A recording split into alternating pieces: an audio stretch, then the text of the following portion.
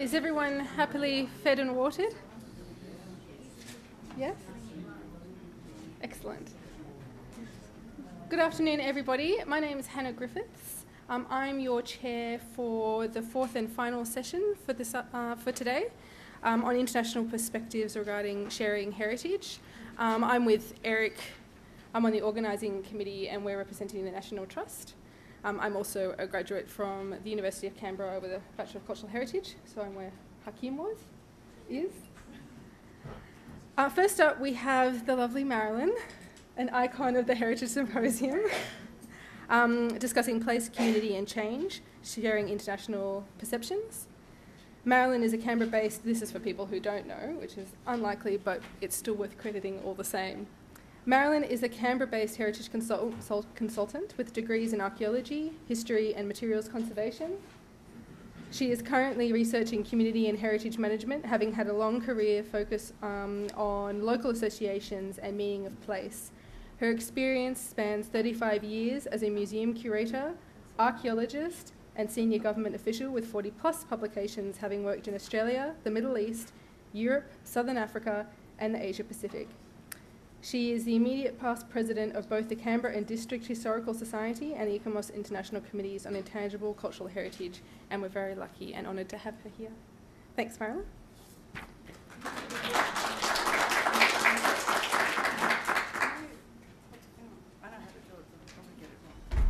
So just, where are we? And then just this one. Okay, fine. Well, hello again, everybody. I see that I'm talking about, look, ultimately I'm going to be looking at a few vignettes and maybe it'll wake us all up after the previous session because I'm not sure that I'll be giving any answers. I'm just highlighting some issues. I'm highlighting some issues and some responses overseas or as examples, but they're not in depth or anything like that. But before I go on to that, and ultimately it continues rather from the previous session in the sense that I'm really looking at, in many cases, community responses regarding the heritage and or the responses to that, peopling places in many ways. Not that we don't acknowledge that a place can be heritage registered for its architectural merit, very much so. But in many cases also a place may have very important memory and connections.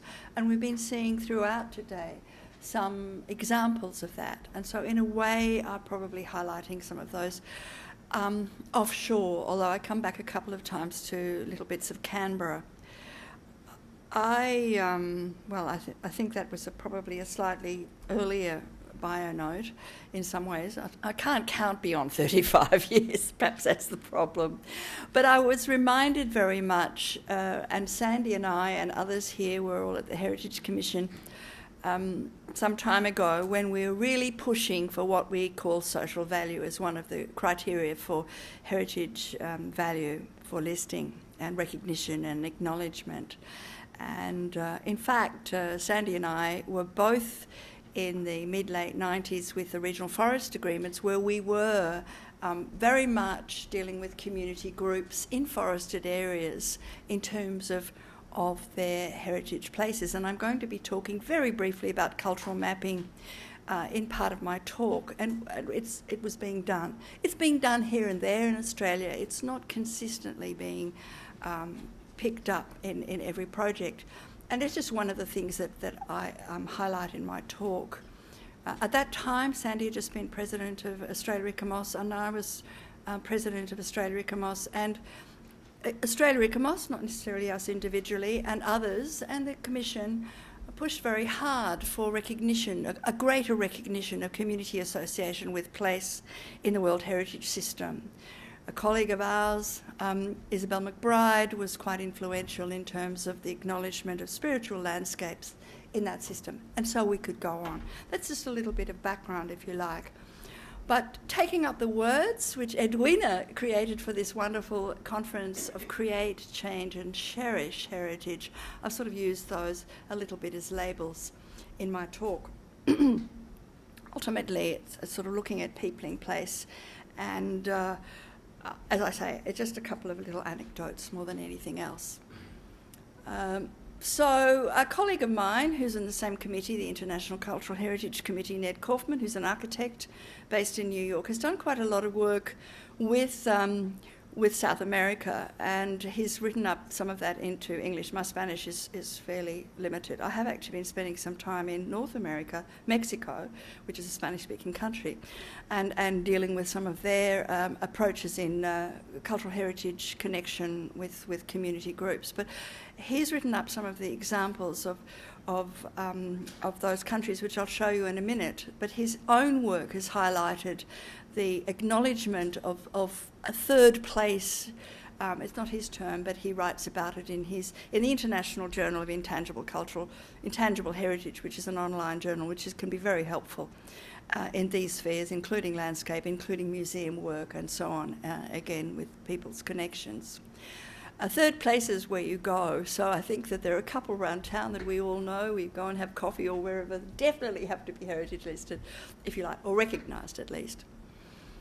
In other words, we need to appreciate that the everyday connectedness, our sense of place, our sense of where we go to and from and so on, and how that resonates with us within a community, within the place that we live in. And I think that's being picked up. I mentioned, Australia's work, and we weren't the only ones, but it is really being picked up in some other countries fairly energetically. So I mentioned South America, and there's a couple of projects. Buenos Aires, that listed as World Heritage or nominated to World Heritage, the cultural landscape, has undertaken quite a lot of work over the last few years within it. And of course, if we haven't been there, and I haven't, but we know it very much as a rather special Art Deco city.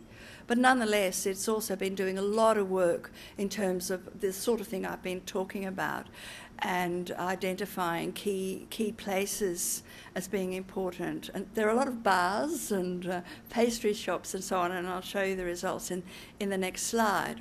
But also in Bogota, in Colombia, and it's quite interesting that's identified as very much a broadening of staff disciplines. And with no offence to the architects in the room, some of us might go back a few years in terms of heritage agencies we worked in, and there were architects, and then along came quite a few archaeologists, and then finally an historian, and that mix of disciplines and the connectedness between and so on has been, I think, very important in a number of countries and a number of agencies within Australia. And this is recognised as being the trigger in Colombia to go beyond identifying the archaeological, the architectural, the tangible, the built, if you like, and to take up what people were doing in those spaces and places. And so the results are quite interesting, because in both cases they were government agency-led. Very much so. So I love this. They formed a commission for the protection, you could read it, and promotion of, and this is in English, I just really love it. So billiard halls, pastry shops. In Buenos Aires, these were the things that stood out in terms of people saying these are the important places. I imagine in New York it's probably, where you get your coffee to walk, to work, which is, I think they invented that, walking with coffee to work rather than sitting down and drinking it. But what is so very interesting is that they didn't just go out and engender and foster the survey with the community groups. They also had a little bit of a I can't think of my English, but something to sort of keep them going and saying, well, look, we want to acknowledge this place, we want to call it listing, but identify it, we want to put it in our atlas as being a very special place in this cultural urban landscape, and we are going to provide you with material to say, well, we are listed. So they provided, coasters in the bars and posters and leaflets and so on. And they did a very similar thing in Bogota, so that the shop at the right there, and at a particular festival, it says it's a mercado, a market, and it acknowledges that it's a recognised place. And that gives them some cred, if you like, in many ways. It may attract more people, but whatever. So it's a sort of two-way process. It wasn't just getting the information, But it was also providing some assistance in terms of their pride or their identity in being recognised, or people had said this is our special bar, or this is our special coffee shop, and so on. What I really like about Bogota, and maybe it's mean of me, but they also did a deal with the various markets, and the vendors were supposed to dob in anybody who came along to sell antiquities illegally, and the government was going to sort of, provide them with some assistance as a result. Now, whether that's happening or not, who knows? But it was seen as an issue, and the government wanted to really assist themselves, but also assist those that were making money out of this illegal sale of antiquities. So that's one example. Now, just a little bit back, and I've got a lot of words here, don't worry about that. But delving into, and yes, of course, we have social value in our process of identification. What we don't have consistently in our heritage processes in Australia, although we push for it, and the Borough Charter certainly seeks it, let alone in our planning processes. We have the term community consultation, but it doesn't always dive into exactly what, why, where, such as identifying a bar or a coffee shop. So I looked at particularly ACPLA, the planning agency here in the ACT, and the neighbourhood plans, and a little bit of my anyway. Two different parts of Canberra have a different product that comes out in the neighbourhood plan, even though done at a similar time. But you'll notice the terms there. The local shops, that sort of resonates a little bit from what we're seeing in Buenos Aires. Character, community facilities, and so on and so forth. What they haven't done is actually identify what and where exactly, in a specific sense of and why. And I think often enough, and I'm probably at fault, and I'm not saying everybody is at fault, in identifying community association, community values, social value, of saying, yes, well, I really love this place. We as a community have strong connections. Often enough, not always, we don't necessarily go deep enough into sort of the reasons or the connections, or it's because they have a picnic there every month or whatever it might be, so that can be fed into the future planning or connections, that those relationships continue. The Borough Charter, of course, also says that the relevant communities have an ongoing role in the management. How often is that actually fed in a formal way into the ongoing management plan? Or whether it's in the management plan, whether it's really picked up. Just a little comment. As I said, this is not deep intellectual analysis here. However, there's just little impressions that I've had. I mentioned cultural mapping, and I just show some work, and some of the terms vary a little bit, and some of the cultural mapping processes have been really picked up with, my spelling, the Indigenous processes in many cases, where there is a greater expectation, including in the ACT, that in our 4 groups of recognised Aboriginal groups in the ACT for heritage reasons will have a say and so on, but it's not very often picked up for the new areas of Greenfield. In fact, it's not, in terms of the other connections of groups of people which have taken place over some 200 years or so, or not quite. But nonetheless, so there are these techniques, and I mentioned that they've been around. They are, in fact, applied from here and there, but not consistently, and were with many community workshops throughout the regional forest agreements, when they're still online in terms of the actual results. But Canada, well, I was talking about the processes for Indigenous Canadians, and they've been picked up in many parts of Australia, including in Victoria, where I was doing some of my research. In terms of mapping place, going back out into landscape, and sharing memory between the elders and so on, and their gran had told them something or other, and they might share that and so on.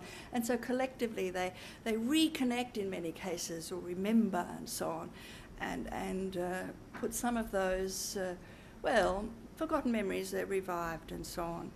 And it can be quite a useful technique. And it's been picked up not just for heritage, but for other planning reasons. But very often it is to do with community association and identity. Now, jumping to the other continent over there, I was recently in my birthtown. Some of you know that, but I'm Australian. But it's very interesting, and unfortunately I can't ask my parents, although I do recall them talking about the wonderful black music groups and things when they lived there at the time I was born. They were Australian. But it has for a long, long time been a very black city. And the stats are up there, and it's just dropped below 50% now. I mentioned segregation in my text there, but it wasn't the formal legal segregation which started to tighten up so much after World War II in the southern states. And remembering that the DC is right on the cusp of the South-North divide, and that's why so many people had gone there after the slavery and civil war. And in fact, there was a centre there, and you can see it on those two maps, which are much more recent, of that divide of black and non-black, and very close in the area that I'm talking about in 14th and New Street, which is a very trendy area now. You can actually get good coffee there, and you do not have to go to Starbucks. But the semi-segregation tightened up in the 20s, 30s, and some of those things were to do with things like depression. We mustn't ever forget there are often economic reasons why things such as, you know, we won't deal with you, or there's sorts of tribalisation that might go on, can often be heightened by things such as, well, I don't want them to get the job because I want to get it, or whatever it might be. But it was a major centre of black culture. Duke Ellington grew up there, it was just around the corner from where I was staying, and so on and so forth. And very, very active, very educated group, proportionately compared to some other states, and so on. And of course, you've probably heard of black mayors in Washington, and that's been happening for some years. But there's been a gentrification. There are a lot more Hispanics that have come to the northern states rather than California in the south and so on. And so there's a bigger mix anyway, and people coming from Europe, from Eastern Europe and so on. And there's a big mix going on. Okay, so going back a little while, there was a proposal for freeways. And this was happening in the bigger cities. Washington's only just on 600 or so thousand now. It's not that much bigger than Canberra, very similar in many, many ways. And there was such a pushback for a couple of different reasons, but a really, really big protest against it, though it didn't happen. And they put in a metro system which is working extremely well. And so they've still got that coherence of the different streets and groups and so on that is taking place. But there's still a sort of little niggle about black majority and so on. And so another pushback has been a very, very active interpretation process, remembering that in some ways it's less black, looking at that population map earlier, but it's the heritage trail is very peopled. It's about individuals. Oh, it includes Duke Ellington, it includes so many different people, the lifestyle they had, the photos they had and so on. So it's not just saying this happened there, but it's actual people, their names and so on and so forth. And you can walk around it, and in the middle you've got the Chili Bowl, and there's Obama who goes to the Chili Bowl, the Lincoln Theatre, there was a black newspaper, all of those buildings are there, the university and so on. But it's, as I said, my impression was that the people, the signs and things were very much about individuals. I'm just throwing up a couple of examples of where we've been asked as a community to comment on different things, and we were actually asked by the government after the fires about the Tharwa Bridge, and there was a huge response. It was in the shopping malls, it was online. We said, yes, yes, yes, we want that bridge to be reconstructed as it was. I just mentioned now, of course, that one of the current things that's going on, for those of you who are not from Canberra, is that the ACT government has indicated that it doesn't want national heritage listing, and that's actually seen as a precursor to World Heritage. There's just a couple of little examples of us as a community saying certain things, being asked or not, and standing up for certain things that we might want. But I mentioned the other attitude to heritage, which is still there, as we know. In the case of Indigenous heritage, there's been really good examples of sharing, the group sharing. The Gubudara example is a really good one, but we've heard just recently how some mistaken individuals seem to have scrubbed some of the grinding groups down in Theodore. That was just only a few days ago. That's not exactly how we want our general community to care about Indigenous sites. And as I mentioned, it's probably a good thing that some of them are not so well known about, in case people do misunderstand their value. 1 minute, okay, well I won't necessarily talk very much about this one because we all know it, and I've just thrown it up as a different responses to very much the same sorts of buildings. Okay, some were before World War II in Berlin, and they're very much treasured, and at the moment we don't seem to be treasuring our Northbourne Flats and other similar examples, which were not public housing in the common sense that it has throughout Australia these days, of the socially disadvantaged, which was the case in Berlin. Everything was a government building, government housing. It was called Govies, government housing, and they had from World War II. I've just been looking at the meetings that they had. They said we need to densify. So they started to build flats and duplexes and so on and so forth. I personally have a view that there may be a derogatory attitude of the residents these days, but they weren't built for people who are socially disadvantaged, and what's wrong with being socially disadvantaged and being assisted in housing? However, they look pretty shoddy and not very well maintained. That's a separate thing.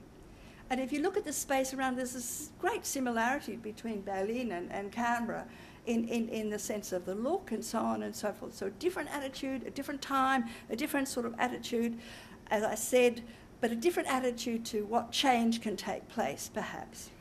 I'm just throwing up thoughts. And this one, because if you really do love your heritage and treasure it, you also can attract lots and lots of people and end up leaving town because, in fact, it's not really livable anymore. And you can scan it really quickly. But in fact, the Venetians are a little bit over the fact that they've got 22 million visitors a year and only 60,000 of them still live there anymore because it's too expensive. Of course, there are other issues happening in terms of the buildings because of the rising waters and so on. But it is risking becoming a Disneyland because it's been so successful as a heritage place that the locals, whose heritage it is, really can't live there anymore. And that's it. Thank you very much.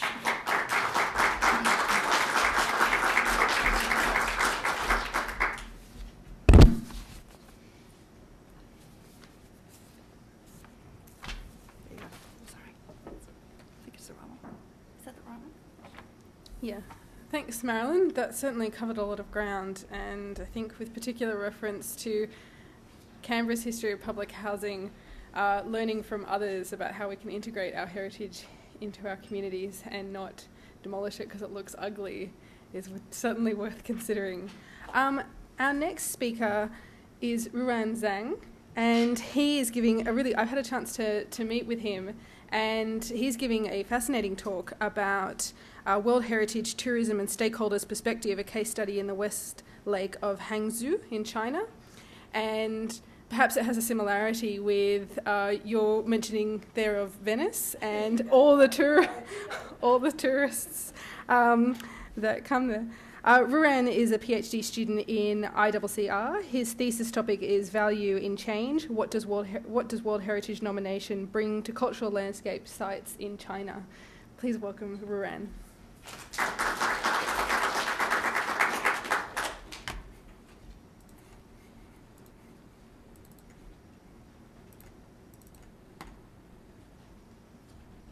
Thank you so much. No worries. Hi, good afternoon. Today my topic is World Heritage Tourism and Stakeholders Perspective, a case study in West Lake cultural landscape of Hangzhou. As Ashworth has argued, the mainstream heritage tourism literature characterizes tourists as a problem. Tourists routinely defined as causing economic commodification, pollution, and physical damage to sites, and they obscure or erode other value of heritage.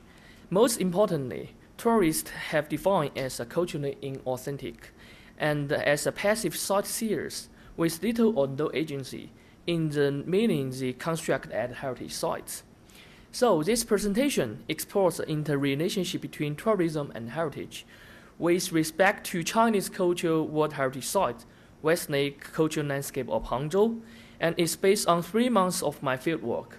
Firstly, I will analyze how Chinese officials and experts understand the relationship between heritage and tourism, and their aims in nomination West Lake for World Heritage listing. Secondly, I discuss the result of interviews with tourists and the locals resident at West Lake and explore the meaning that tourists take away from the sites. I examine whether tourists are simply passive receivers of an authorized heritage discourse, or whether they play more active and thoughtful roles in understanding the meaning of their visit to West Lake. The West Lake cultural landscape located in the city center of Hangzhou, the capital city in Zhejiang province in China. On June 24, 2011, UNESCO inscribed the West Lake to the World Heritage List, claiming that it is bear an exceptional testimony to the cultural tradition of improving landscape to create a series of vistas reflecting an idealized fusion between human and nature, basis of criteria 2, 3, and 4. Firstly, I would like to discuss local governments and experts' understanding of tourism and heritage. I interviewed 2 government officials who were in charge of the World Heritage application and management of the site. I also interviewed 2 vice directors who wrote the nomination paper, dossiers for West Lake. In response to the questions, how do you understand World Heritage? One responded, I think the concept of World Heritage is a kind of game, which means a process World Heritage listing. This game has been changing and evolving in recent decades. It is the responsibility of UNESCO, ICMOS, and IUCN to improve the game rules. The thing we need to consider is to adapt the new rules and how to use the international policy to our side. That is what I need to keep in mind. From her perspective, and other officials and interviews, World Heritage is a game designed by international authorities. In fact, the World Heritage listing was a process that local authorities work with experts, exploring the game rules of UNESCO World Heritage Program. I would like to quote a statement from another government officials I interviewed. The listing process is an absolutely hard task. We have to be familiar with World Heritage Convention and the operational guideline. We also have to research what are Western experts and the World Heritage Committee's consideration for a successful listing of our sites. Her responses reflect that the key of the nomination is how to translate Chinese understanding of the value of West Lake into OUV so that it can be recognized by international authorities and successfully inscribed on World Heritage List. Whether the true meaning of West Lake has been displayed or not is thought unnecessary. The listing process was a combination work between experts and government officials, local communities and the tourists, who are supposed to be true significant stakeholders, has been ignored. As I directly asked government officials, did local communities participate during the listing process? The government officials had intend to avoid these questions. However, one of the experts answered that, no, they're not. The listing process and the final decision was based on discussion between experts and site manager. Local communities did not participate in this project. In terms of tourism, the government officials consider that tourism and heritage are 2 different things, and tourism only should be concerned of heritage management. When I asked, what do you think of tourism? One of the officials answered that, I think tourism and World Heritage application have no relevance. The key issue of World Heritage concern are site protection and management. The successful World Heritage listing, of course, brings more tourists to sites. In terms of West Lake, we consider tourism is problems in the process of World Heritage listing. I further asked, do you think tourism is one of the key issues that led to West Lake applying for World Heritage? She answered that, absolutely not. the World Heritage Convention and the operational guideline have not mentioned anything about tourism. Tourists as one of the stakeholders, they are important for the protection of the site. However, they are not key stakeholders because they just come to visit in a short time. Locals are far more important than tourists. Tourism and World Heritage are two different things. The key of her responses is that tourism and heritage are two different issues, although he admitted tourists are one of the stakeholders. But just an essential stakeholders because they only appearance only for short times. Although she considered that local communities are important stakeholders, ironically, locals were not involved in any decision making during the World Heritage listing process. I asked the expert who wrote the Westlake nomination dossier the questions related to tourism. One of them said that, I think tourism from protection perspective has been a threat to World Heritage site, not least China.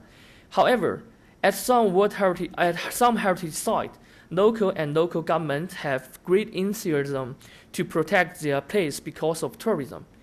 Therefore, we have been trying to balance the role of tourism in heritage listing process, and we have to use the term display or dissemination instead of tourism.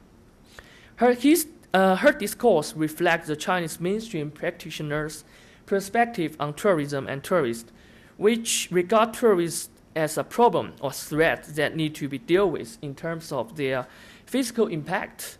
She considered that tourism or tourists would influence the World Heritage nomination, and she avoided use the word tourism and use the term display and disseminate instead.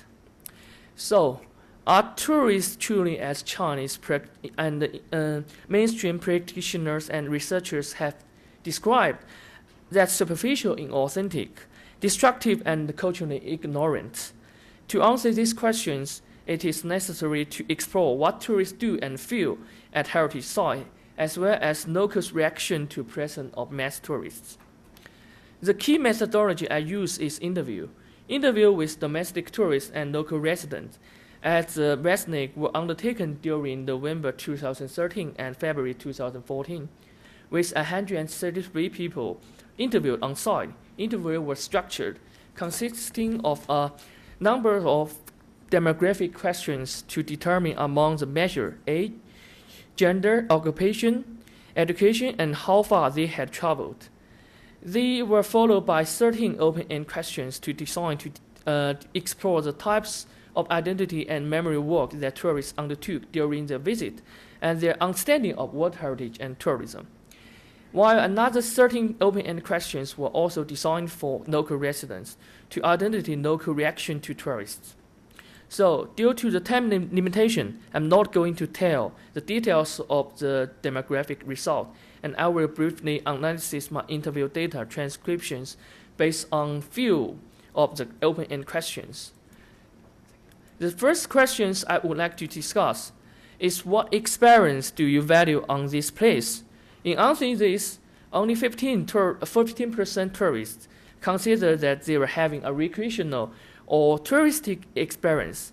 Majority of tourists were engaged in various cultural activities, which include recognition, culture, and history of Westlake, active social connection with locals or themselves, emotional connection to the past or present, and personal and family identity searching. I list 4 examples. Well, I have been to Hangzhou many times. I come to visit is not because Westlake. I prefer the surroundings that modern merge into the historical settlement. For example, there are many modern hotels and restaurants located at the Lantern Road. There are new buildings which represent the new development of Westlake, and they have perfectly merged into the traditional setting. The second interview is that what I'm interested in is the traditional songs from locals. I like to sit outside Westlake and listen for hours. Their song represents the characteristic of Hangzhou city. The third interview is that, actually I was born in Taiwan. However, Hangzhou is my native place. I have no relative here because of political reason in China. 60 years ago, my grandparents very miss their hometown and always told me the stories of Westlake and Hangzhou. Unfortunately, they had no chance to come back before they passed away. This time, I have joined a tour group to Westlake in order to fulfill their unaccomplished wish, and I'm impressed by the scenery, culture, and history of Westlake. And it's just like the story that my grandparents told me. I'm very proud of my hometown. The last interviewee said, on the Broken Bridge and the Nathan Pagoda, I'm thinking of the moment Xu Dongpo and Bai Juyi were writing poetry. I'm right there to drinking with them. The first interviewee indicated that he wanted to see the modern part of the Westlake, or how modern elements emerge into historical setting. Ironically, those modern settlements are characterized as a threatening issue for the integrity and authenticity of the heritage-nominated area by international and national authorities. The responses from the second interviewees reflect an active process that tourists' sense of belonging were elicited by the local daily life. The third interviewee provided very in-depth emotional responses, as his grandparents moved from mainland China to Taiwan because of the Chinese Civil War from 1955 to 1950. Therefore, he not just visiting the site, rather, he was searching for North's identity related to his family. In addition, the responses from the last interviewees provide an interesting context that her sense of place was traversing from past to present, and from the spiritual to realistic. In her things, being in the physical place allowed her to spiritually link the past in a quite poetic way, where he was drinking wines with the two ancient literature genes. The second questions I would like to discuss is what messages about heritage or history of the site do you take away? Just under a quarter of tourists took away aesthetic message that focus on beauty of the landscape. However, nearly one-third of tourists took away messages demonstrate acknowledgement of recognition of history, folk culture, folk stories, and new development of Westlake. For example, the Westlake I used to know is very superficial. I have a deep understanding of the site during my visiting. When I was standing in front of the remain of the old Nathan Pagoda, I think how much wisdom our ancestor has. What they're pushing is Buddhist peaceful philosophy, rather than superficial things we require today, such as desire and money. Another interviewee said, by visiting the Yue temple, I was thinking why such good person was killed by false charges. There are good and evils in the world. Sometimes good may take advantage, sometimes not. History is the best teacher. What can we learn from the Yue case today? What do we choose good or bad things happen to us? Why history always repeats the similar forces? These questions we need to take deep consideration. The first interviewee expressed his aspiration and acquisition of culture and history message. However, he was not just passively received these messages. Rather, he actively engaged in learning process. The significant message he took away centered on his sense of wonder and humanity generated by physical being at the site. The discourse from the second interviewees demonstrate that the physical being at the Yue temple made him deeply empathize with Yue's experience in the past. During this empathetic process, he was reflecting on meaning of good and evil in the present. He is engaged in a dialogue between past and present. So what interview with the tourists illustrated is that tourists were undertaking in-depth and sophisticated cultural work during their visit at heritage sites. They come to heritage not simply tour, they are undertaking dialogue between the past and the present, and reflecting on a range of contemporary issues. The result from China support the observation made by Narjan Smith that tourists can be actively engaged in remembering and negotiating cultural meaning. I want to now turn to a brief discussion of local reaction to tourism and tourists by analyzing one of my key open-end questions. I asked locals, do tourists have any impact on your daily life? Although less than a quarter of locals said that tourists had negative impact their daily life, which include mass tourists bring inflation, bad traffic condition, and crowded weekend and public holiday. However, more than half nominated positive impacts that were brought by tourists on their daily lives. I list 3 examples. Mass tourists come to our site, which means that Hangzhou is the best place in China. Everyone has the right to appreciate the culture and nature of Westlake. Visiting our site, I always happy to tell them the story and the public transport system of Hangzhou during their visiting. During the public holiday, we are always happy to leave the tourist place to tourists. We know where to go around Westlake, where to avoid mass tourists, such as Yuquan, Huapu, and Botanical Garden, which are not far from here. The second interviewee said, tourism is the key reason that helps Westlake to become a better place. Most of us are running traditional restaurants and hotels for tourists and Hangzhou citizens. We are much well off than before. This area used to be a disordered residential area, now turned not only a touristic destination and a city park for locals, but more important, it is a place for community between tourists and our locals. Now, we are very proud of our culture. What I hope is that the successful inscribing on World Heritage listing is best opportunities for recall and for developing the intangible heritage of Hangzhou, such as tea culture and silk skill. The last interviewee said that tourism and heritage are interlinked. As I told you, in local runs hotels, you can find the answers. In the message board, many tourists had written points.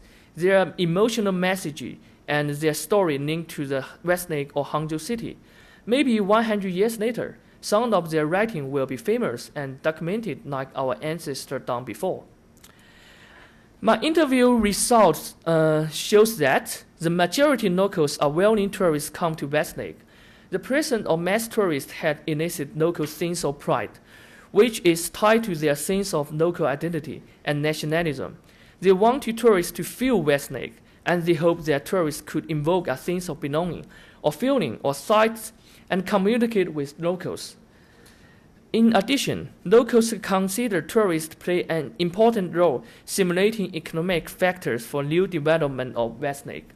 In their sense, tourism or tourists had changed their site to be a better place, not only bring money that can support the preservation and new infrastructure, but also importantly reinforce the local sense of traditional culture and encourage them to create new cultural pride. What this study shows is that interpretation between heritage tourism and local communities is more complex than is generally assumed both in Chinese and international heritage policy and practice. More work needs to be done to help us to consider the assumption heritage professionals make about tourists and heritage tourism. In conclusion, I would like to borrow one local's understanding of the World Heritage Program. I do not care that heritage is what Westlake is heritage or not. Even the meaning of heritage is not important. How locals and visitors use what Westlake is much important. If you insist for my answer, I think heritage is a place for locals and visitors. If both of them satisfied with the site or their journey, the World Heritage Program is successful. Thank you.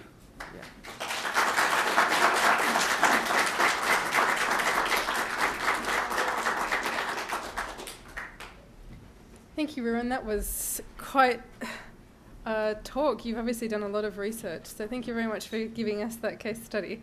In the interests of time, there won't be a discussion with Ruan and Marilyn, but we do have a larger panel discussion with some panel members, and Eric will be chairing that session. But that is the end of the fourth and final session, so after the panel discussion, there will be wine. So hang in there, we're almost there.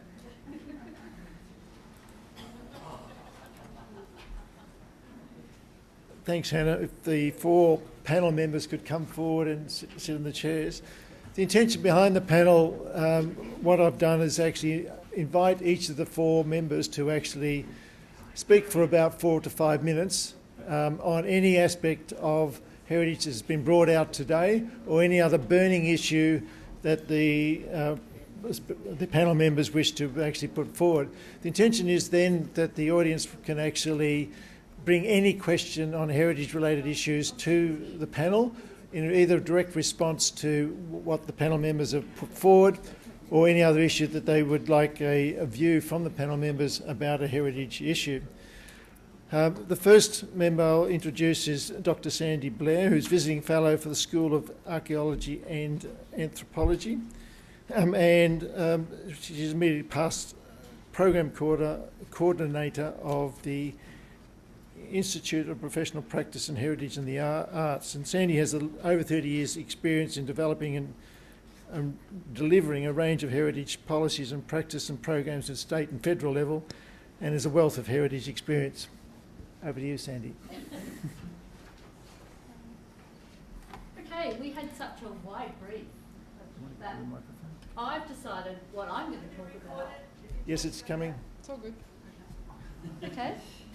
Sorry, I'm too short to stand behind that podium.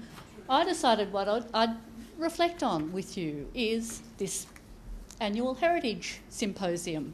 Annual Heritage Partnership Symposium. Because we've now been going for 7 years. I don't know whether you realised that. I just did some quick research at lunchtime. You can see there's at least one gap. And these have been our themes, our symposium themes over the past 7 years. So if you just take a moment to read those.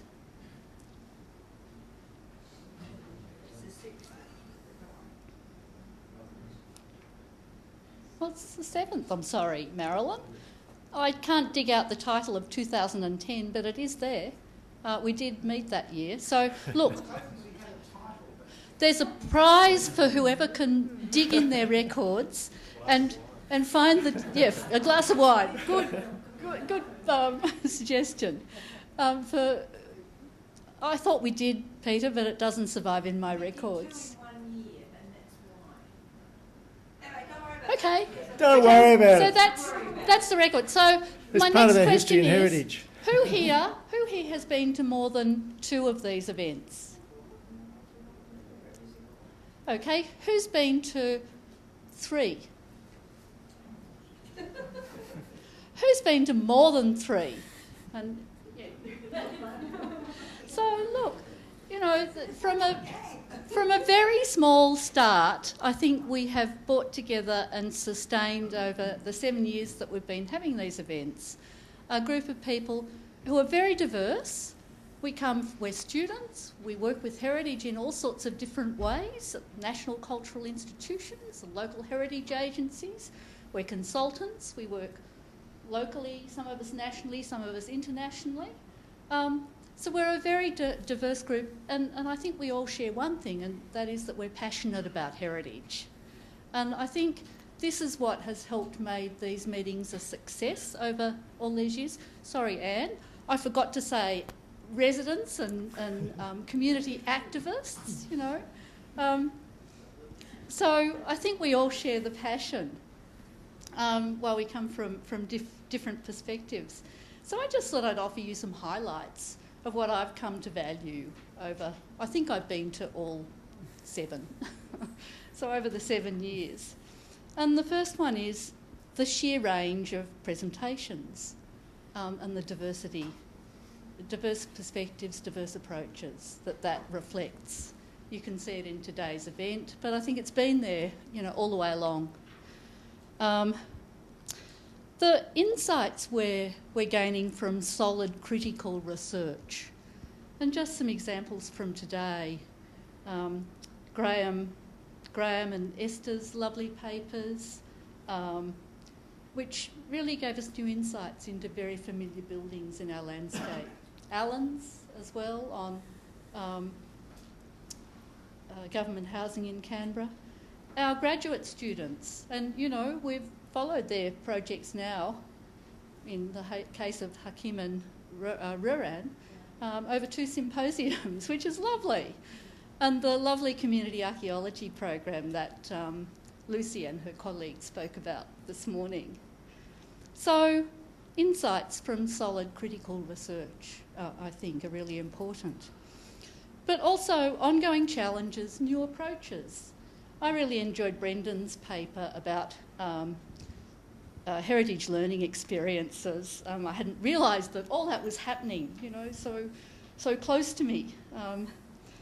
And Rachel, she's still here. Maybe she had to start driving back to Sydney, but heritage, energy, sustainability, the work of those national scientific committees, linking with some of the specialists, again, nationally and internationally. And Marilyn about approaches, new approaches to community and intangible heritage. Not so sure, Richard, about making an engineer my best friend in construction projects. I'll take that one on notice. But new approaches, ongoing challenges. I think we've asked some of the big questions. And I think we've looked, particularly in 2014, the future of heritage in the context of Greg Hunt and what the new heritage policy, the national heritage policy was going to be. We took part in that discussion and hopefully helped shape it, though it was a bit content-free and probably still is. And then today, the ACT heritage strategy, which hopefully, you know, we will play a role, all of us will play a role in that. And we've certainly been invited in by the Minister. And I think the other things, I think these forums are quite honest. We reflect on our successes and failures, and I think that's helpful. And Rowan, I was really impressed with your honesty in presenting your material. And lastly, and probably the most important thing for me, they're a great chance to catch up. I think the technical word is networking, but, you know, it's gossiping, it's who's got a new job, it's, you know, who's doing what, who's been where. So I'd just like to finish on a slightly sad note, for me anyway. IPA's role hosting these events at this venue will stop as of this year, so it's the last one. I'm hoping that a new ANU, maybe the Centre for Heritage and Museum Studies will step up, or somebody else will step up to host it. But sadly, the Institute has been reviewed, and I think there's not ongoing funding support. So, alas, those of you, I see many people here who've done the IFA courses, unfortunately, this will be the last one that we'll be able to host. So, where next? Well, we'll leave that question open, Sandy. Yeah. Thank you. And I'll hand over to David.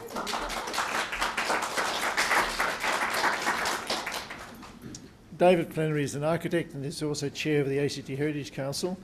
Has a broad-based design and construction experience, as well as maintaining roles with the Canberra University and regional futures of the University of Canberra, and managing director of his own practice. David.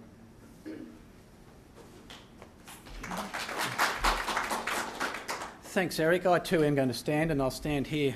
Maybe it comes out of my days of lecturing at the university, but I feel like I'm sitting on the floor over there, so with everybody's heads higher than mine. So, and as Sandy said, Eric's given us a fairly open brief in this quick 5-minute presentation wrap-up.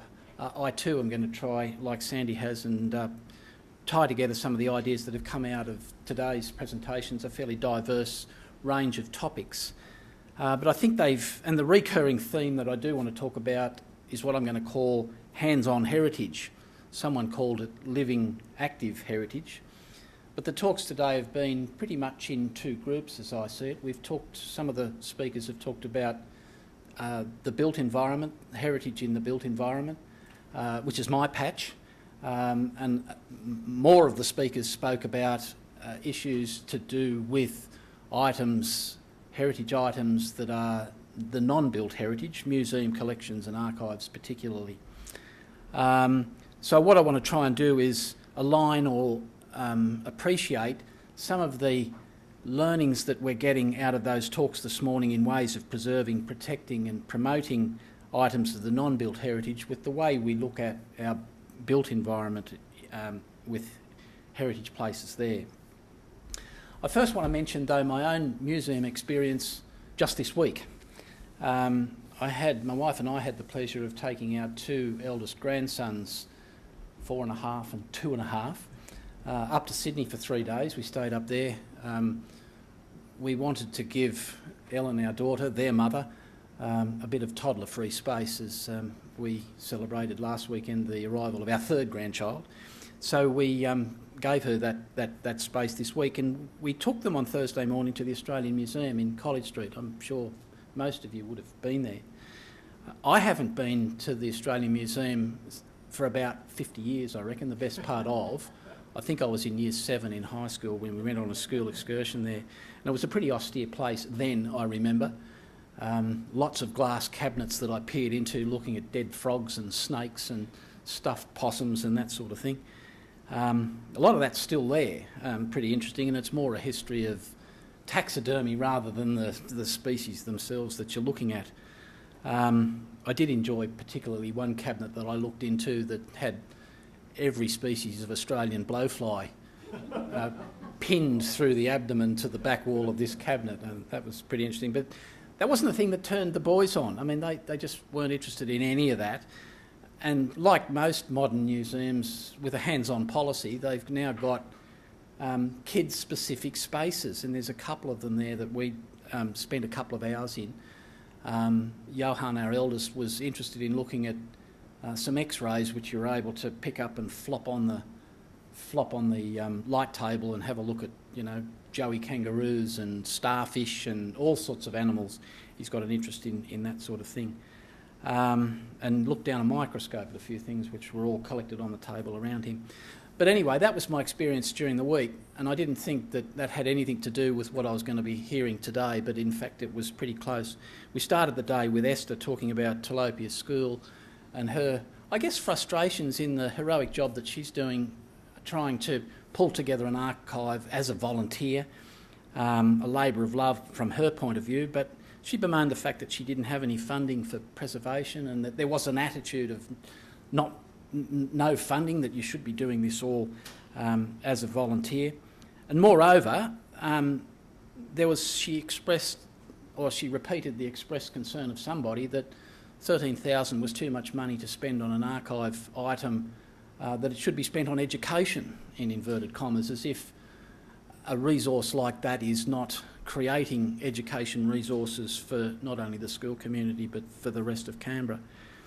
And she wanted to break out of that and create that hands-on experience this morning, and brought in the register, the early register of the school. Despite the fact that she wouldn't let us touch it, it was a sort of a near hands-on experience, I guess. But you get my point.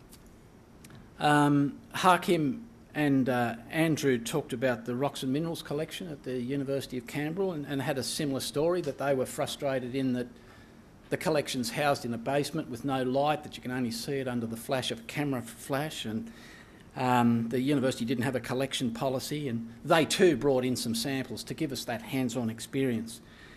Then Andrew talked about Moad and his retrospective detectives. To my mind, probably one of the best kids' experiences in Canberra, and it actually is the crossover point, moving from the items in the collection rather than to the building itself. So it's actually starting to talk about the built heritage with a hands-on experience.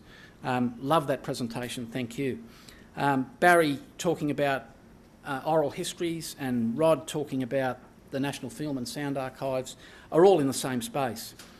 But to talk about the benefits of reuse and reactivation of buildings itself, Tracy talked about New Acton, which is probably the exemplar building in Canberra these days of reusing an old building in a modern context. It, as Duncan has said recently in the press, it's one of the funkiest places in Canberra now, and everybody loves it. And it's a building that you can literally physically engage with, and the story about the fire is still there, and that too was a great presentation in my mind. Rachel Jackson talked about reuse as well, but brought in the aspect of environmental sustainability, which is continuing the modern story and use of our buildings. Minister Gentleman also talked about, used the expressions adaptive reuse and reactivation of buildings as part of the new heritage strategy. And most of the other speakers talked about engagement of the community, which sort of ties that thread of that hands-on experience that I'm talking about. So the point I'm trying to make, it's probably not all that esoteric, but I think the best approach in to re-engage our buildings is to continue the existing story of the building, allow them to be refurbished, redeveloped with a new use. Some of the best examples of protected heritage buildings in Canberra are where we've had a new use. Look at the Museum of Australian Democracy is one good example. It's a building that's now not being used for its original use. The Kingston Power Station now being used as the glassworks. The National Film and Sound Archives, for that matter. A number of the buildings we've talked about today are in that category, and these are some of the best heritage buildings that we've got, but continuing to be used, and the new use is part of the ongoing story for future generations. Thank you. Thank you very much, David. Our third presenter, Steve Brown, is a lecturer in Archaeology Heritage Studies, University of Sydney. He's President of ICOMOS and IFLA, International Scientific Community on Cultural Landscapes. He's a heritage practitioner with extensive experience in management of protected areas. Steve. Thank you. Thank you for inviting me here, Edwina and others. I just want to say thanks to the speakers and organisers and hosts. It's been really fabulous. I didn't put my hand up in any of Sandy's questions because I'm a first-timer at this. So my views are very external, but it has been a pleasure to be here. Peter Reid, in his book, the historian Peter Reid, in his book Belonging, references an interviewee who says, everywhere you go, you've done things. And I really love this little quote. And it's in the context of belonging and connection to place. And in some ways it reflects the term that David just used, hands-on heritage, and Marilyn talked about, it resonates with the idea of third place, but it is much more. Everything has a heritage value, which is kind of what I just want to reflect on in this short reflection. So that is that all landscape structures, places have heritage values. And referencing Rod Butler's presentation, they are all to some varying degrees authentic and original. So Minister Mick Gentleman virtually said this in my reading of what he was talking about. So he said we need to aspire to new ways. We need to take opportunities. We need to have a wide scope. And he talked about personal heritage but didn't elaborate, sadly. I would have loved to have heard what was personal heritage to him. So I want to suggest that the heritage strategy for the this is very arrogant of a New South Wales person, but I want to suggest that a heritage strategy for the ACT start by listing the whole of the ACT. That is the whole landscape. So when you look at the heritage strategy, all of the ACT is coloured as heritage. And why do I think this? So let me just illustrate from just what I've heard, some of the stuff today. And here I want to reference, frame this around the ideas of scale. So spatial scale, social scale and temporal scale. So in the spatial scale we might think about the international, the national, the regional, the local and the personal, or we might think of spatial scale as landscape, structure and object. Now we've heard kind of oscillations between all these different scales in the talks today. Signing a petition that wants Canberra to be on the World Heritage List, the Matthias Geology Collection with its sparkly bits from South Africa, the Suarez Church in Burra as a wonderful piece of local architecture, Esther Davies' register book, which we've heard, and her, for me, deliciously homoerotic painting that she had at the school. and then we've heard about 100 Canberra houses, which are personal heritage. On the social scales, we might think about the national, the community or cultural group, the family and the individual, and we've heard a lot about those kind of scales. And in the time scale, we're looking at deep time, so Australian Aboriginal kind of history, the history of Westlake. We look at recent time, like New Acton and what's happened since the fire there, the present, the near future and the long-term future. And we can think of time in not so much linear ways, but as multi-temporal, so how the past and the present kind of interact, and we've had a number of talks touch on that idea. And so what I've heard today is about heritage as vitality. So the vitality of collections, the vitality of built structures and cultural landscapes, and the vitality of objects. And that the vitality of these material things have attached to them knowledge and skills and the intangible. So old buildings have embodied energy, the tangible and intangible. How audio files are a tangible record of intangible memories and reflections, which Barry York talked about. And that the transmission of knowledge to children through being detectives in a material world, which Brendan talked about. And to return to my view then, that the ACT Heritage Strategy recognises everything as having heritage value, the question would then become to draw on, and here I'm going to draw on a word used by Tracy Hill and also Graham Barrow, which is viability. And you might call that sustainability as well. So by viability, I mean the personal and community connection that people have to all places in the ACT and the stories that go with those. So some of those places will be registered, recognised, registered and retained in formal ways, which is through the ACT Heritage Register, which is largely what the ministers seem to focus on. But I think some of those have to be remembered, recorded in informal or less formal ways. So the oral histories, although there are formal ways of archiving the oral histories, and the family records, and there must be ways in which people can communicate their personal feelings towards anything in the ACT as important heritage. So my kind of conclusion or kind of reiteration is that everything has value and there is value in recognising everything. And the ACT Heritage Strategy probably it might be creative in the way it might imagine what heritage is and what it wants its heritage to say. So again, as my external view, be brave in your strategy, be different in creative ways, and be leaders, because in Australia we really need some creative thinking around what strategies look like and they don't copy each other from place to place. Thank you.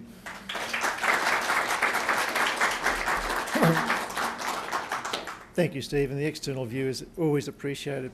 Our fourth person, Duncan Marshall, who's a Heritage Conservation Consultant.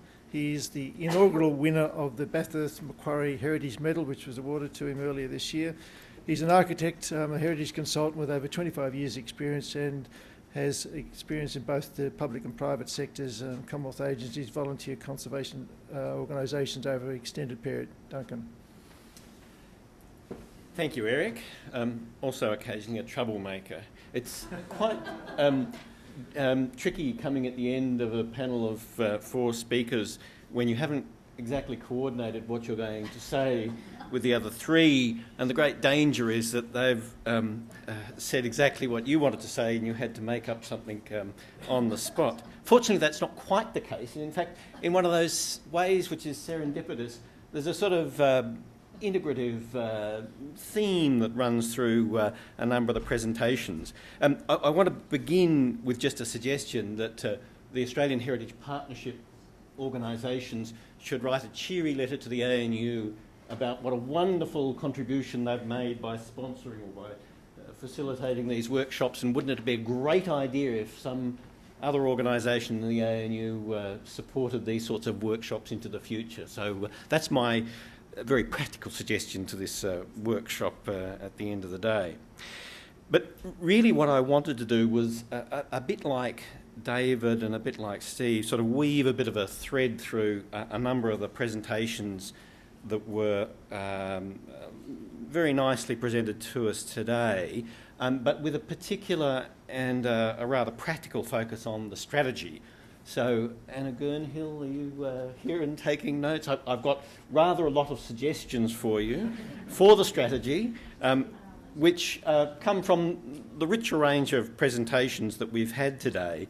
And they're in a rough chronological order as they occurred to me through the presentations. And in no great priority. But just to begin with some of the challenges, some of the issues that the strategy might deal with, I was very taken with Graham's presentation about the Suarez churches and the sort of sad thought that our religious structures are sort of withering, in the sense that the communities are withering, the communities that support those churches are fading, it seems, in lots of ways. And this has been an issue in other places as well for rather a long period of time.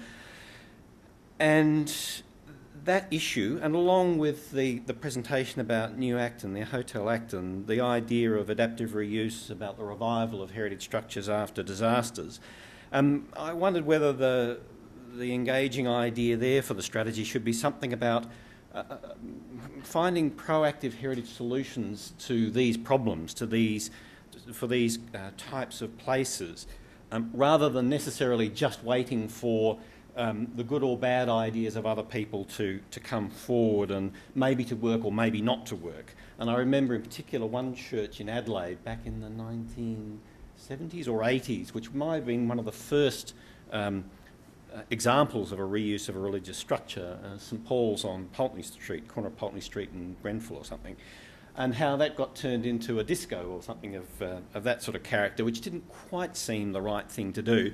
But leaving aside the use, the rather sad thing about that reuse was that it had a series of very lovely and very rare and very precious Tiffany stained glass windows, the American Tiffany. And unfortunately, the process of adaptive reuse for that place meant that those windows went off to the the Art Gallery of South Australia, which was nice in a way, in that the windows got kept and treated as art objects and all those sorts of things. But the word context was used at some point during today, and of course those windows lost their context. Maybe some other gentler use could have been found for St Paul's in order to breathe new life into that heritage structure. There were that lovely paper about the detective approach to the Museum of Australian Democracy, Old Parliament House. That was a lovely example of a creative approach to interpretation.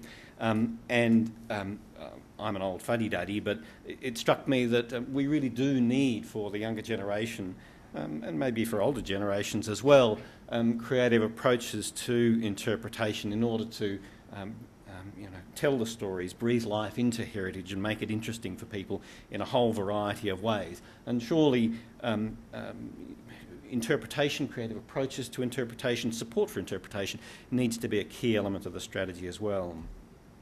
A number of the presentations touched upon objects, heritage objects, if you like, or collections, and the geology collection was one of those. And I'm just reminded that the ACT Heritage Register deals with not just places but also with objects, and that the development of the ACT Heritage Register with regard to objects and collections is perhaps one of those areas which is ripe for some further development. In particular, I think the Minister mentioned that a strategic vision for the ACT Heritage Register was intended, and it'd be great to see some creative thinking about what the vision for the object side of the Heritage Register might be. Not just with the intention of sticking a great big pin through a collection and putting it on a wall somewhere, but rather with some real and practical outcome as well, obviously relating to telling stories, conservation of collections and objects, and so on. Richard Sharp's paper raised in my mind the issue of heritage certification, which I don't think exists in the ACT, although it does exist in other jurisdictions. And it's a bit of a specialised area perhaps, but it strikes me as one of those things which may well be visited upon the ACT in the future, and perhaps again the heritage strategy can and should deal with that. But a little word of caution. I mean, I have been involved in New South Wales in heritage certification work. I'd be really keen for a close eye to be focused on effectiveness, whether this is going to effectively achieve the outcomes that we want in that sort of heritage certification process. Rachel Jackson's paper about sustainability was lovely to hear, and I'm going to send her an email after this workshop and reinforce the question I asked, which was, what about using a demolition tax as a way to encourage people to think more seriously about retaining heritage buildings or existing buildings as a way of promoting sustainability? Don't dare call it a carbon tax, of course, but you know, maybe that's not specifically a demolition tax, but maybe that's an issue which can be again given some sort of hook within the new ACT Heritage Strategy. Alan Roberts' talk, sorry Eric, Alan Roberts' talk again touched upon the strategic vision for the future of the ACT Heritage Register. What are those 100 houses already on the register? Which of them should be on the ACT Heritage Register? The paper given about oral history was very interesting to me, and it sparked in my mind the question of linkages. I mean, we still live to some extent in different worlds, heritage objects, heritage buildings, oral history, etc.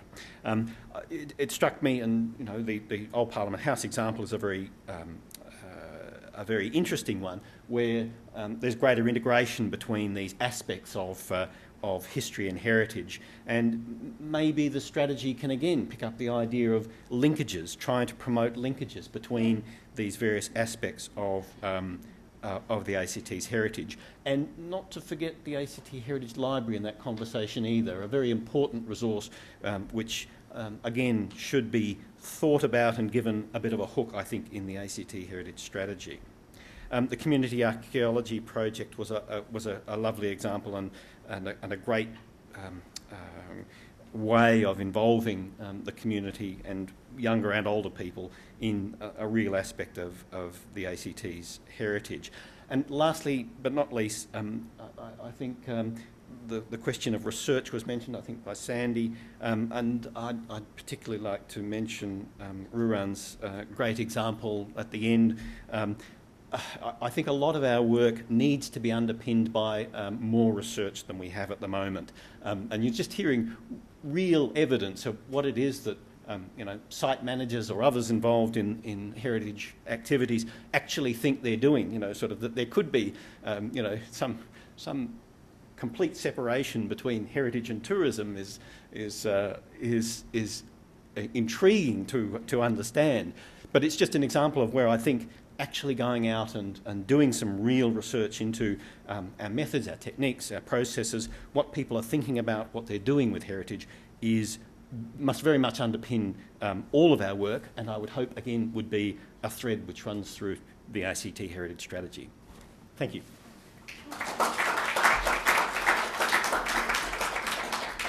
Thank you, Duncan, and thank you all other three presenters. Open for any questions anybody has.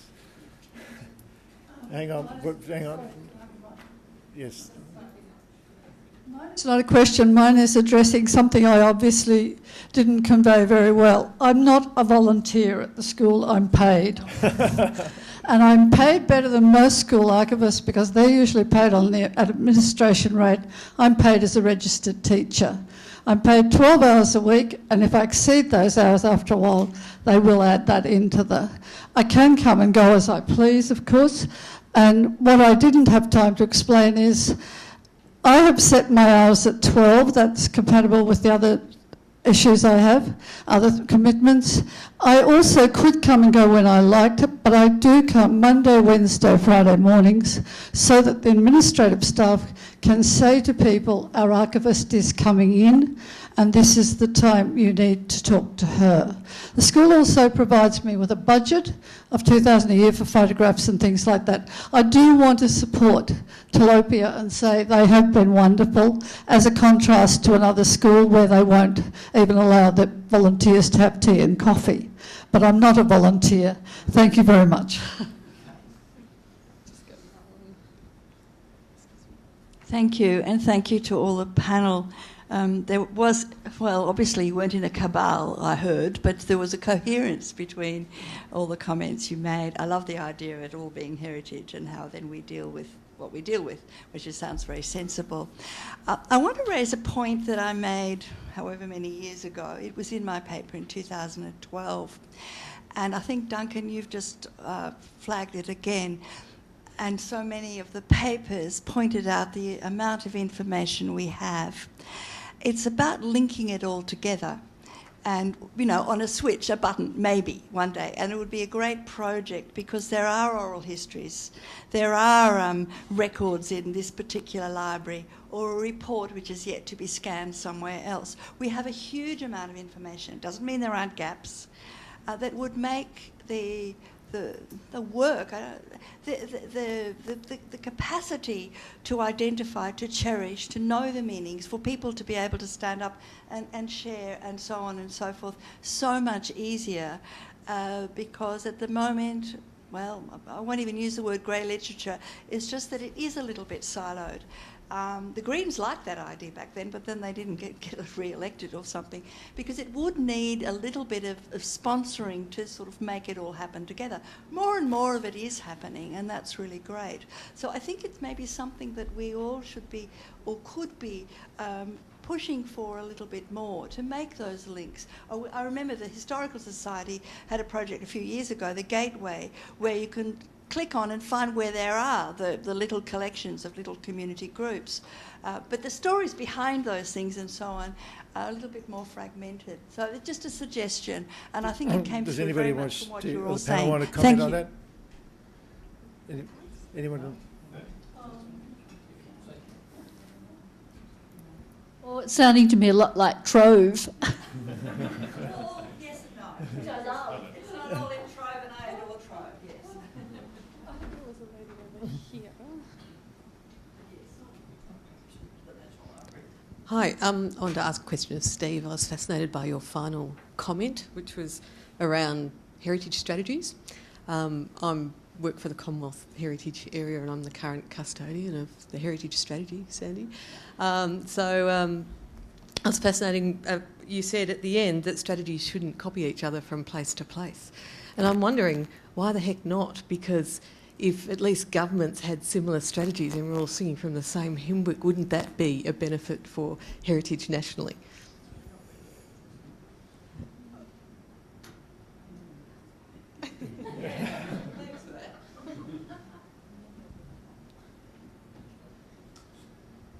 Yes, there is a tension there, which I would agree with. A tension of trying to find some uniformity across jurisdictions. But also I think to each time a jurisdiction is doing a new strategy to kind of reflect on what's been done and to perhaps look at things in new ways. I was pushing a bit more for a bit more radical there by the ACT, but I think because the ACT because it's a physically smaller space than a lot of other spaces, so that might not make a lot of difference. It felt to me that there was a capacity to kind of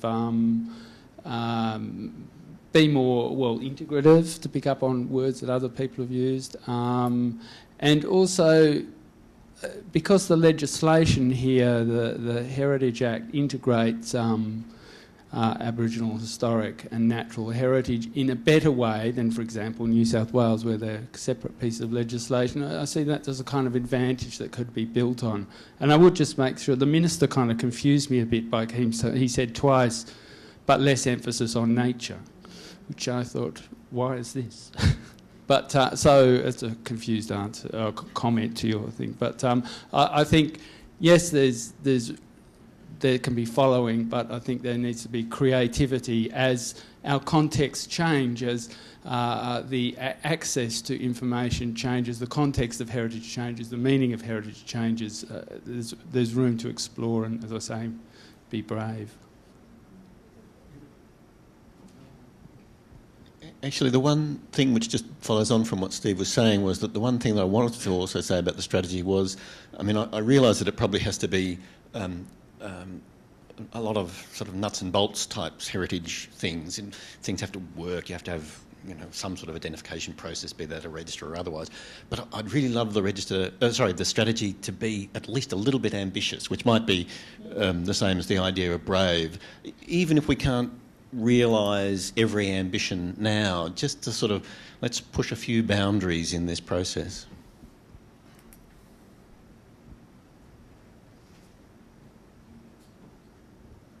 I concur with those last couple of comments, and then I suppose in relation to what Marilyn said before about we ask ourselves some big questions here. I think also what we try to get through is some big ideas, and so I just wanted to put to the panel 3 big ideas. First of all, some of you would be familiar with the Atlas of Living Australia. That uses citizen science a fair bit, a lot of community input. What you might not know is that Atlas of Living Australia has 1.8 million records here for the ACT alone. I wonder what an Atlas of Cultural Australia would look like, and how many records there would be for the ACT. So that's one idea, an Atlas of Cultural Australia. The second one is, and it brings it more to the ACT, we have a territory plan. The territory plan governs a lot what happens in the ACT. So it would be interesting if there was an overlay for heritage. And so hence, maybe in the strategy, this push that we do have an overlay for heritage, because we have overlays for future urban areas, we have overlays for inter-town transport routes, we have overlays for public land, but there's no overlay for heritage. So it's an interesting, whether it's heritage site, heritage area, I won't go there, but just an overlay for heritage would be interesting, because I think all of us, architects, planners, would all probably welcome that to help make better decisions. Perhaps. The third big idea is a code relating to heritage, again under the territory plan. If you look at the territory plan at the moment, there are several codes, and there are more codes being developed, but there is no code about heritage. We have a code for bushfire mitigation. So why not a code that says, and I've just come up with a quick title here, Planning for Mitigating Heritage Loss. So it's a Planning for Mitigating Heritage Loss code. And it can be modelled on all the other codes. And if you read the other codes, you'd have to think, well, gee, it's going to be pretty simple to do a heritage code. Because those codes just help the process, they help the decisions. So 3 big ideas, an atlas, a code, and an overlay. Who in the panel wants to? David, you want to have a go at that one? Yes, there are some big ideas there. The idea for a code as part of the territory plan, I'm not exactly sure where you're coming from there. We do have a Heritage Act that covers the process and what the criteria are for listing buildings on the ACT Heritage Register. That document has been reconfigured to a certain extent only in the last 12 months, and there was a long public consultation period that the council went through at that stage. My time on council's only been since March this year, so I'm still on the steep learning curve to a great extent. My colleague here on the right might be able to take you a bit further down that path, but there was a consultation period, and a number of the comments that came in at the time were incorporated in the reconstruction of the Act, and that proposal hasn't been brought forward at any stage. I don't know whether you had the opportunity of going through that consultation period at the time, but it was before my time on council.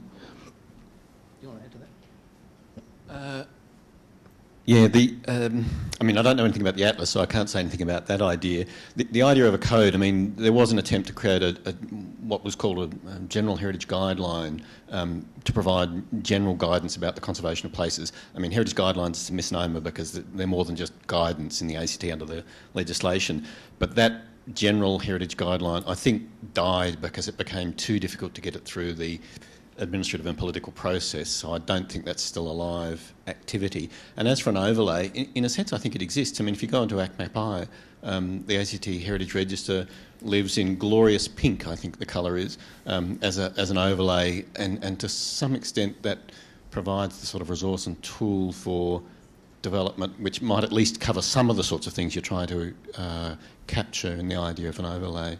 But I know, for example, Victoria has different things in overlays, so there may be differences as well. Look, I know it's 5 minutes past our scheduled closing time. I'll take one more question, then I'll close, and then the discussion can then occur over a glass of wine upstairs. Just before Anne gets on, I'd just like to say that 2010, I think the title was... Oh, she's got the title. The title for 2010, I think, was Fence and Forget. What was it? Fence and Forget. Fence and Forget. Okay. I think...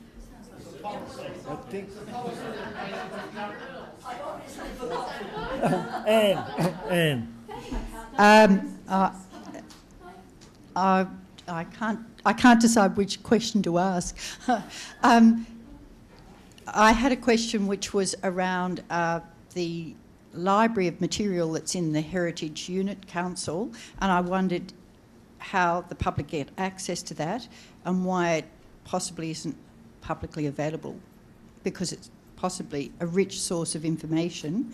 But I just want to make a statement for the people in this room that have been fighting to get the ACT on the National Register. All they have to do is sell the tourism figures from places like Venice and parts of China, and Hoi An in Vietnam. Sell the tourism figures, then they'll all follow themselves and say yes. Who wants to answer the question on the library?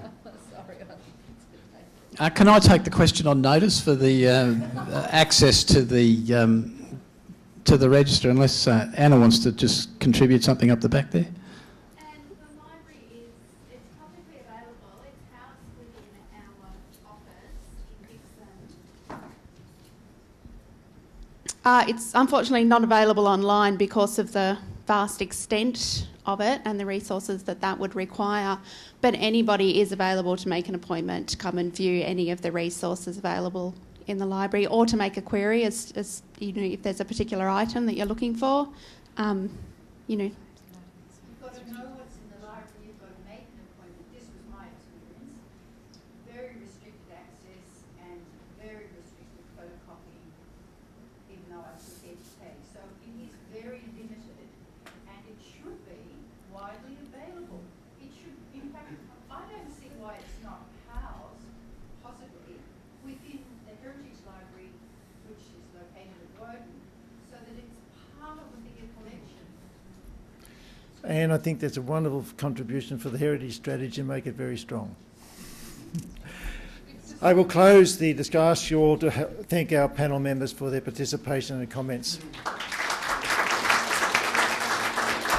Eric? In just closing, I would also like to acknowledge or thank Australia Ecomos and Edwina Johns, who actually, these are members of the organising committee, the National Trust of the ACT, Hannah Griffiths, Canberra District Historical Society, Marilyn Truscott, and Canberra Archaeological Society, Lucy Blackman. Thank the speakers, the audience, and the sponsorship of ANU and the Institute of Professional Practice on Heritage and the Arts. Hopefully we can find a suitable venue for next year. There is an evaluation form that is in your papers, and I ask you to complete that either today or online through the National Trust website. The National Trust Awards closes at the end of July. If anybody wishes to nominate that, there was a notice about that in the handout. And I'll just remind you, the participation in the heritage strategy, get your name on this, and then you all will be then kept informed about the strategy so that you can participate.